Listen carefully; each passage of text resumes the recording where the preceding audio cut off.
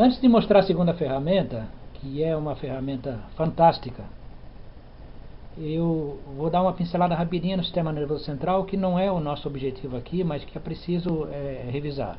O sistema nervoso central, que é composto pelo cérebro e pela medula, ele tem dois tipos de célula: os neurônios, que são os que fazem as sinapses, que trocam informações, e as células da glia, que são em número de 3 principais: oligodendrócitos, os astrócitos e as micróglias. Esses oligodendrócitos, eles fazem uma bainha de gordura, chamada mielina, em volta do axônio, que é a saída do neurônio. Vocês podem ler sobre isso. Isso aí protege o axônio, que ele é muito fininho e muito frágil, e ao mesmo tempo ele impede que o estímulo, porque o estímulo entra pelo dendrito, os dendritos lá, aquelas ramificações menores, passa pelo núcleo da célula, do neurônio, ali ele processa a informação, sai pelo axônio e vai para o dendrito do próximo neurônio. Então, por ali passa o estímulo, que geralmente é elétrico, e que tem que voar, tem que andar muito depressa, para que a gente possa tomar decisões rápidas. Se não houvesse essa bainha, a informação passaria muito lenta. Como a bainha existe e a gordura impede que ela passe, ela tem que pular de nódulo em nódulo, que são aqueles cortes que aparecem na linha da gordura lá, na mielina.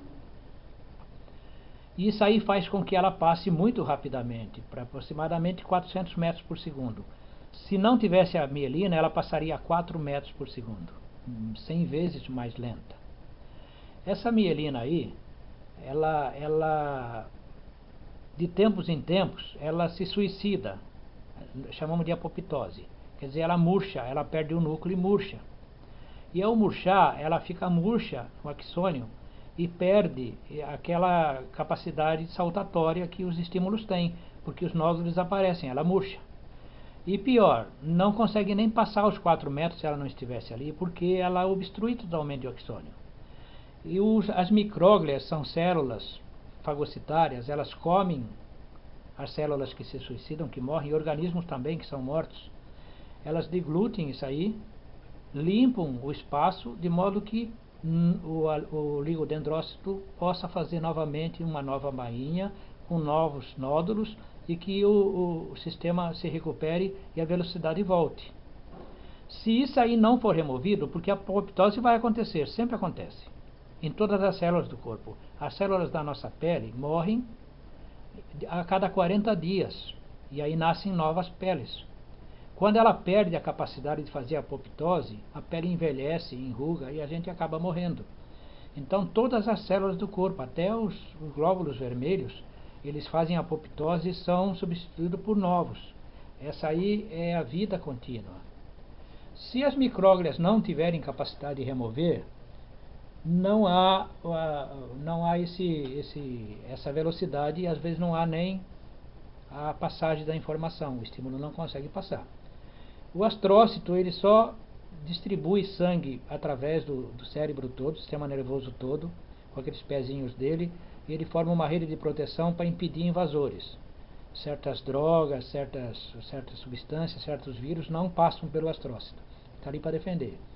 Pois bem, as micróglias, para remover esse oligodendrócito que fez a apoptose, desculpem as palavras científicas, mas não dá para falar de outra maneira, elas secretam uma espécie de saliva, um hormônio chamado fator neurotrófico, que amolece aquela massa para que possa ser absorvida. Sem esse fator neurotrófico, fica difícil ela absorver, como se a gente não estiver com a boca seca a tentar comer farofa.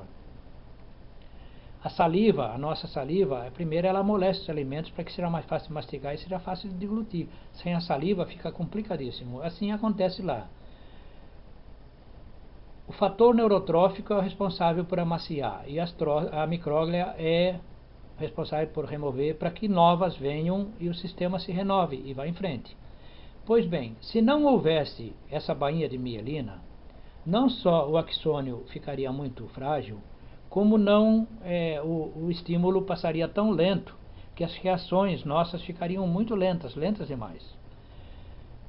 Essa bainha de mielina não existe até os 4 anos de idade. Só quando a criança faz 4 anos é que ela começa a se formar. Isso faz com que eu diga radicalmente o seguinte: se a nossa sociedade fosse justa e as mães não precisassem trabalhar para auxiliar em casa, pudessem ficar cuidando das suas crianças, nenhuma criança menor de 4 anos deveria estar na escola. E nenhuma criança maior de 4 anos não deveria estar na escola. Então, até os 4 anos ela deveria estar em casa. Ela não tem condições básicas, não reúne condições básicas de dividir tudo aquilo naquela escola, né, com todas aquelas crianças. Infelizmente, a nossa sociedade exige que as mães abram mão de conviver com seus filhos pequenos e tenham que colocá-los em escolas. Mas isso aí não é bom para a criança, especialmente exigir que a criança aprenda a ler ou escrever antes dos 4 anos é muito prejudicial. Não deveria existir. Passamos o sistema nervoso.